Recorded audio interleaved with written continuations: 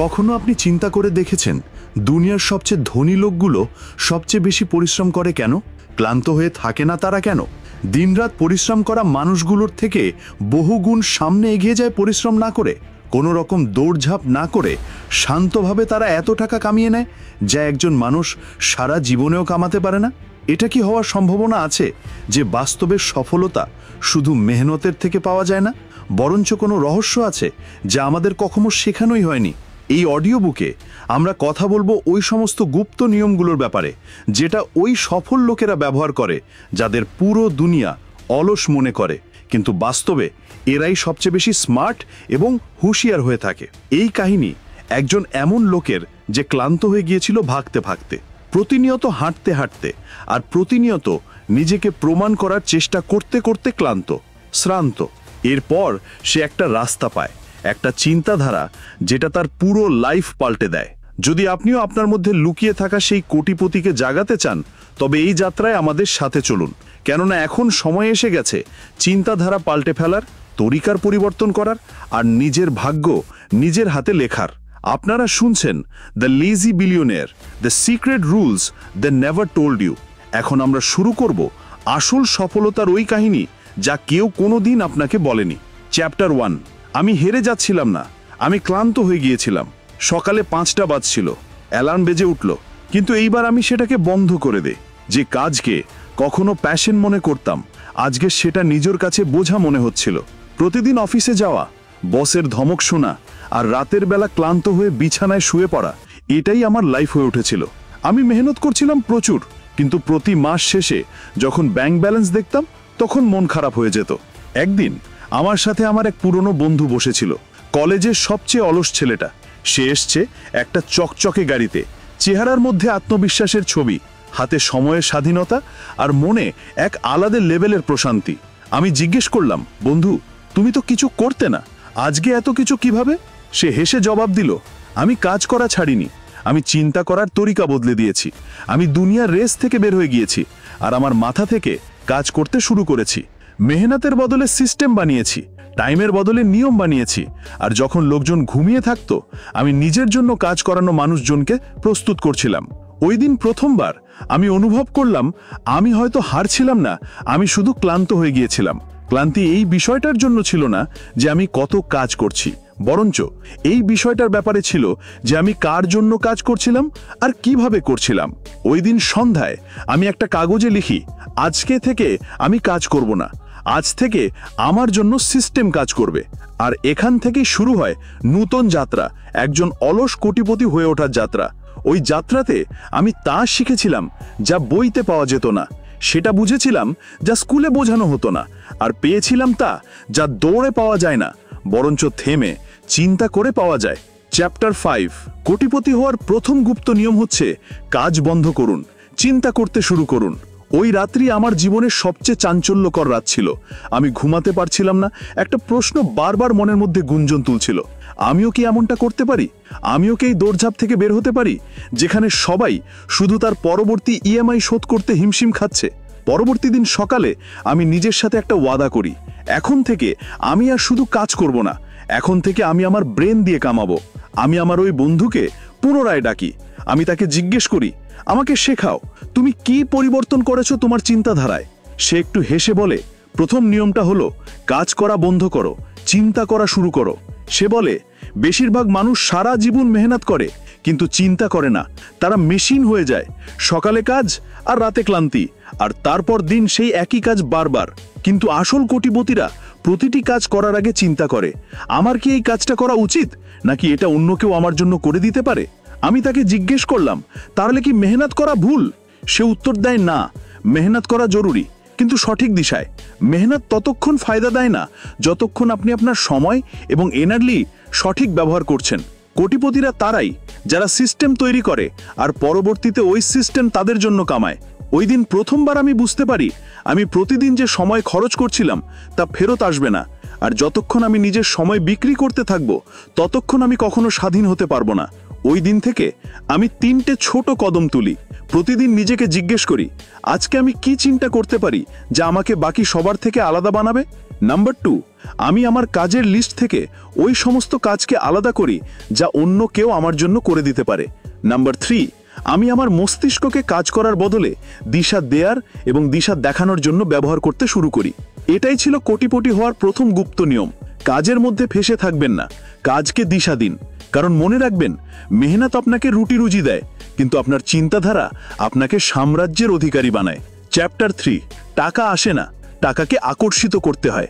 আমাদের ছেলেবেলা থেকে এটা শেখানো হয়েছে, পড়াশোনা করে ভালো নাম্বার নিয়ে এসো, চাকরি করো, এরপর প্রচুর মেহনত করে পয়সা কামাও।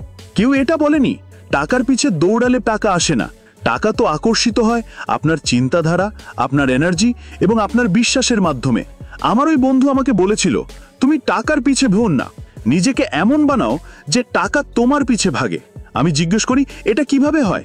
সে হেসে জবাব দিল, রুল নাম্বার 2, যে জিনিসের ব্যাপারে আপনি নিজেকে যোগ্য মনে করেন সেই জিনিসই আপনার লাইফে আসে। সে বলে, যদি তোর মন সবসময় বলে আমার কাছে টাকা নেই, তবে তুই ইউনিভার্সকে এই ইনফরমেশন দিচ্ছ যে তুই অভাবে আছিস। কিন্তু যদি তোমার মন বলে টাকা আমার দিকে দ্রুততার সাথে আসছে, আমি একে আপন করে নেওয়ার জন্য প্রস্তুত, তবে তুমি একজন চুম্বক হয়ে উঠবে এবং টাকা অটোমেটিকলি তোমার জীবনে আকর্ষিত হতে থাকবে। ওই দিন আমি শিখেছি, টাকা মেহনতের মাধ্যমে নয়, মানসিকতা থেকে আসে। যতটা আপনি নিজেকে মূল্যবান মনে করেন, ততটাই দুনিয়া আপনাকে দেয়। আমি আমার অভ্যেস পাল্টাই। আমি নিজেকে গরিব বলা বন্ধ করি। আমি প্রতিদিন নিজেকে বলি, আমি টাকার যোগ্য, আমি সমৃদ্ধির কেন্দ্র। আমি ছোট চিন্তা বাদ দিয়ে বড় চিন্তাধারা আপন করে নিই, অ্যাবান্ডেন্স মাইন্ডসেট। আর ধীরে ধীরে আমার চিন্তাধারা পাল্টেতে থাকে, আমার ভাষা পাল্টেতে থাকে, আর আমার বাস্তবিকতা পরিবর্তিত হতে থাকে। আমি নতুন সুযোগগুলোকে দেখতে থাকি যেগুলো অতীতে কখনো দেখতে পাইনি। লোকেরা আমার আইডিয়াগুলো শুনতে শুরু করে, আর টাকা এখন আমার পিছনে চলতে থাকে। এটাই ছিল কোটিপতিদের দ্বিতীয় গুপ্ত নিয়ম। যেমন চিন্তা করবেন তেমনই হয়ে উঠবেন। টাকাকে আকর্ষিত করা কোনো জাদু নয়, এটা একটা বিজ্ঞান আপনার বিচারধারার, আপনার এনার্জির এবং আপনার শব্দের। চ্যাপ্টার 4, কোটিপতিরা ব্যস্ত থাকে না, তারা স্পষ্ট থাকে। একদিন আমি আমার ওই বন্ধুকে জিজ্ঞেস করি, তোর কাছেও 24 ঘন্টাই আছে আর আমার কাছেও 24 ঘন্টাই আছে একদিনে, কিন্তু তুই আরামায়েশ করে সময় কাটাস আর আমি প্রতি মুহূর্তে দৌড়াচ্ছি, পার্থক্য কি? সে এক মুহূর্তের মধ্যে জবাব দেয়, পার্থক্য হলো চিন্তাধারার আর প্রাথমিকতার। সে বলে, গুপ্ত নিয়ম নাম্বার 3 হচ্ছে, কোটিপতিরা ব্যস্ত থাকে না, তারা স্পষ্ট থাকে। তারা প্রতিদিন সকালে জানে তাদের কি করতে হবে এবং কি কি ছেড়ে দিতে হবে। আমি জিজ্ঞেস করলাম, আমরা সবাই তো প্ল্যান তৈরি করি, টু ডু লিস্ট ব্যবহার করি, তারপরেও কি স্বল্পটা থেকে যায়? সে গভীর শ্বাস নেয় এবং বলে, কেননা তুই কাজের লিস্ট বানাস যেখানে বিলিয়নিয়াররা রেজাল্টের লিস্ট বানায়। তুমি সারাদিন ছোট ছোট কাজ করতে থাকো, আর ওই লোকেরা শুধু ওই একটা কাজ করে যা সবচেয়ে বড় পরিবর্তন নিয়ে আসে। ওই দিন আমি শিখেছি, আমার লাইফের সবচেয়ে মূল্যবান জিনিস হচ্ছে আমার সময়। আর ওই হ্যাঁ যেটা আমি অন্যদের বলি তা আমার স্বপ্নকে না বলার সমান। বিলিয়নিয়াররা তারাই হয় যারা না বলার ক্ষমতা রাখে, যাতে তারা যেই কাজগুলো করতে চায় তা সম্পূর্ণ মনোযোগের সাথে করতে পারে। আমি একটা নতুন অভ্যাস শুরু করি, প্রতিদিন সকালে শুধু একটা প্রশ্ন, আজকে আমি এমন কি করতে পারি যা আমার লাইফকে 10 গুণ বেটার বানায়? আর এরপর আমি ছোট ছোট কাজে নিজেকে হারিয়ে ফেলা বন্ধ করি। এখন আমি শুধু ওই কাজটাই করি যা আসলে ফলাফল নিয়ে আসে। মিলেনিয়ার হওয়ার মানে হলো ক্লিয়ার হওয়া, বিজি হওয়া নয়। কারণ যখন আপনি আপনার লক্ষ্যকে নিয়ে ক্লিয়ার হয়ে যান, তখন দুনিয়ার ভিড়, ব্যস্ততা এবং আওয়াজ সবকিছু পেছনে থেকে যায়। বিলিয়নিয়ারদের আরও একটি গুপ্ত নিয়ম হলো, টাইম পাওয়া যায় না, টাইম বানিয়ে নিতে হয়। আর ওই টাইম ওই কাজগুলোতে লাগাতে হবে যেগুলো আপনাকে প্রতিদিন আপনার স্বপ্নের কাছে নিয়ে যায়। চ্যাপ্টার 5, কোটিপতিরা একা একা তৈরি হয় না। একটা সময় ছিল যখন আমি নিজেকে প্রতিটি কাজে সবার সামনে রাখার চেষ্টা করতাম। প্রতিটি ফোন কল, প্রতিটি ইমেল, প্রতিটি মিটিং আমি নিজে করতাম। চিন্তা করতাম, যদি আমি নিজে করি তবে ঠিক হবে। ভরসা ছিল না অন্যদের উপর। কিন্তু ফলাফল, সারাদিনের দৌড়ের উপরে থাকা ক্লান্তি আর খুব অল্প সময়। টাকা তো ছাড়ুন, শান্তি পর্যন্ত অবশিষ্ট ছিল না। তখন আমি একদিন আমার বিলিয়নের বন্ধুকে জিজ্ঞেস করি, তুমি কিভাবে এত কিছু সামলাও? সবকিছু কি নিজে সামলাও? সে জোরে হেসে ওঠে আর বলে, যদি সবকিছু নিজেই করো তবে তুমি বিজনেস চালাচ্ছ না, নিজেকে চালাচ্ছ। এরপর সে বলে, গুপ্ত নিয়ম নাম্বার 4, কোটিপতিরা একা একা তৈরি হয় না, সিস্টেম এবং লোকেদের মাধ্যমে বিলিয়নিয়াররা তৈরি হয়। সে উল্লেখ করে, তুমি একা লড়াইয়ে নেমেছ আর আমি আমার পুরো বাহিনী নিয়ে নেমেছি। পার্থক্য শুধু এইটুকুই, তুমি সময় কিনছো আর আমি সময় বানাচ্ছি। বিলিয়নিয়াররা নিজেদের সময়কে কিভাবে দেখে? তারা এমনভাবে দেখে যেমনটা ডাক্তাররা সার্জারির সময়কে দেখে, কেন্দ্রীভূত এবং সীমিত। তারা জিজ্ঞেস করে, এই কাজ কি অন্য কেউ আমার জন্য করে দিতে পারবে?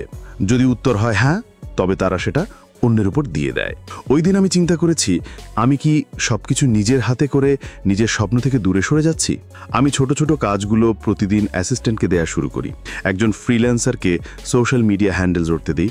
আমি আমার নিজের সময়কে শুধুমাত্র চিন্তা করতে, প্ল্যানিং তৈরি করতে এবং ডিসিশন নিতে ব্যবহার করতে শুরু করি। ফলাফল, কাজ আগের থেকে বহুগুণ দ্রুততর হতে শুরু করে, কিন্তু ক্লান্তি কমে যায়। আর আমার ফোকাস টাকার বদলে প্রণালী বা সিস্টেমের পেছনে লাগাতে শুরু করি। তখন বুঝতে পারি, সত্যিকার আর বড়লোকই তখনই আসে যখন আপনি টাকা কামানোর জন্য নিজে ভাগা বন্ধ করবেন, বরঞ্চ একটা মেশিন তৈরি করবেন যা আপনার জন্য টাকা কামায়। কোটিপতিরা তারাই যারা এটা জানে যে নিজে একা দৌড়ে বেশি দূর যেতে পারবে না, শুধুমাত্র অন্য মানুষের সাহায্য নিয়েই অনেক বেশি দূর যাওয়া সম্ভব। বিলিয়নিয়ারদের পরবর্তী গুপ্ত নিয়মটি হলো, কঠিন পরিশ্রম করা বন্ধ করুন, স্মার্ট হতে শিখুন, স্মার্ট হওয়া শুরু করুন। যখন আপনি নিজে কাজ করার বদলে অন্যদের দিয়ে কাজ করানোর আর্ট শিখতে পারেন। চ্যাপ্টার 6, টাকা কামানো সহজ, কিন্তু টাকার সাথে টিকে থাকা হলো আর্ট। যখন আমি প্রথমবার লাখ টাকা কামাই, তখন আমি চিন্তা করলাম এখন আমার লাইফ সেট। কিন্তু কিছু মাসের মধ্যে সব কিছু শেষ হয়ে যায়, ব্যাংক ব্যালেন্স শূন্য হয়ে যায়, আর আমি পুনরায় সেখানেই সেই ক্লান্তি, একাকিত্ব, উলটপালট এবং প্রতিনিয়ত অস্বাভাবিক ব্যস্ততার মধ্যে ভেসে থাকতাম। আমি আমার বিলিয়নিয়ার বন্ধুকে ফোন করি আর বলি, আমি কামিয়েছি কিন্তু সব হারিয়ে ফেলেছি। সে 1 সেকেন্ডও না থেমে বলে, কারণ তুমি কামানোর পেছনে মনোযোগ দিয়েছিলে, রাখার পেছনে নয়। তাই সিক্রেট রুল নাম্বার 5, আসল সম্পত্তি ইনকাম করতে নয়, ইনকামকে রাখতে পারাতে এবং বৃদ্ধি করতে পারাতেই বুদ্ধি আছে।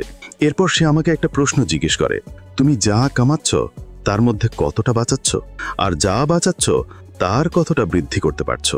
আমি জবাব দিই, কিছুই না। সে উত্তর দেয়, তাহলে তুমি ধনী হচ্ছ না, তুমি শুধু আসলে দ্রুত দৌড়ানো, বেশি ইনকাম করা গরিব হয়ে গিয়েছ। ওই দিন আমি 3টা জিনিস শিখেছি। প্রতিটা ইনকামের প্রথম অংশ নিজের খরচের জন্য নয়, ভবিষ্যতের জন্য হতে। 2, টাকাকে ব্যাংকে ঘুমিয়ে রাখা যাবে না, এটাকে কাজে লাগাতে হবে, বিনিয়োগ, অ্যাসেট এবং বিজনেসের পেছনে। নম্বর 3, প্রতিটি ধনী ব্যক্তির কাছে একটা প্ল্যান থাকে, কামাইয়ের নয়, টাকাকে বাঁচিয়ে রাখার, বৃদ্ধি করার। আমি খুব দ্রুত এই 3টে পার্টে আমার টাকাকে ভাগ করতে শুরু করি। খরচ, প্রতিদিনের প্রয়োজন; সেভিং, ইমার্জেন্সি এবং সিকিউরিটি; ইনভেস্টমেন্ট, গ্রোথ। আগে থেকে টাকা শুধু বাইরে যাচ্ছিল, যেই টাকা শুধু বাইরে যাচ্ছিল, এখন সেগুলো আমার জন্য কাজ করতে শুরু করে। আর সবচেয়ে বড় পরিবর্তন এটা হয়, আমি টাকার পেছনে ভাগছিলাম না, বরঞ্চ আমার টাকা আমার জন্য দৌড়াচ্ছিল। আমার বিলিয়নের বন্ধু শেষে একটা কথা বলে, যদি তুই টাকাকে সামলাতে না পারিস, তবে টাকা তোকে সামলাবে, তোকে নিয়ন্ত্রণ করতে শুরু করবে। কিন্তু যদি তুই একে নিয়ন্ত্রণ করতে পারিস, তবে ওই টাকা তোকে স্বাধীনতা এনে দেবে। তাই কোটিপতিদের 5ম গুপ্ত নিয়মটি হলো, কামাও কম, সঞ্চয় রাখো বেশি। প্রতিটা টাকা যা তুমি বাঁচাচ্ছ তা এক একটা সৈনিক যা তোমার জন্য যুদ্ধ লড়তে প্রস্তুত থাকবে। পরবর্তী অধ্যায়ে জানবেন 6ষ্ঠ রহস্য, কোটিপতিরা আর টাকা কামায় না, তারা ভ্যালু তৈরি করে। আরও জানবেন কেন কিছু মানুষ সবসময় ডিসকাউন্ট চায় আর কিছু মানুষ দামের দিকে না তাকিয়ে কোটি টাকা খরচ করে দেয়। কোটিপতিরা টাকা কামায় না, তারা ভ্যালু তৈরি করে। চ্যাপ্টার 7, কোটিপতিরা টাকা কামায় না, তারা ভ্যালু তৈরি করে। একবার আমি আমার বিলিয়নের বন্ধুকে জিজ্ঞেস করি, তোর প্রোডাক্টের দাম এত বেশি কিন্তু তবুও মানুষ খুশি খুশি কেনে কেন? সে হেসে জবাব দেয়, কারণ আমি টাকা চাই না, আমি সমাধান বিক্রি করি। সমাধানের কোনো মূল্য হয় না, শুধু ভ্যালু হয়।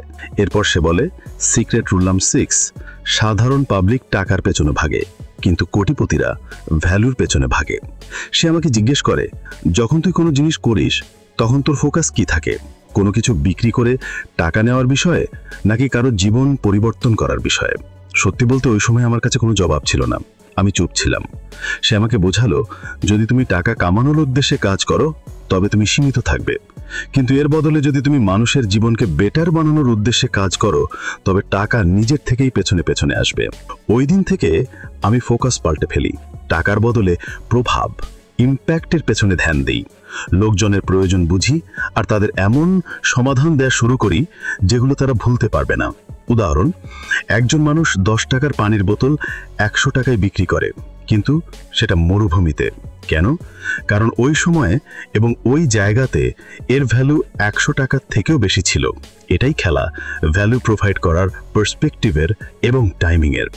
ধনী হয়ে ওঠার কোনো চালাকি নেই, এটা একটা আর্ট, ভ্যালু তৈরির আর্ট। আর যখন একজন মানুষ লাগাতার মানুষের জীবনে ভ্যালু দিতে থাকে, তখন দুনিয়া তাকে ভুলতে পারে না আর টাকা অটোমেটিক্যালি আসে।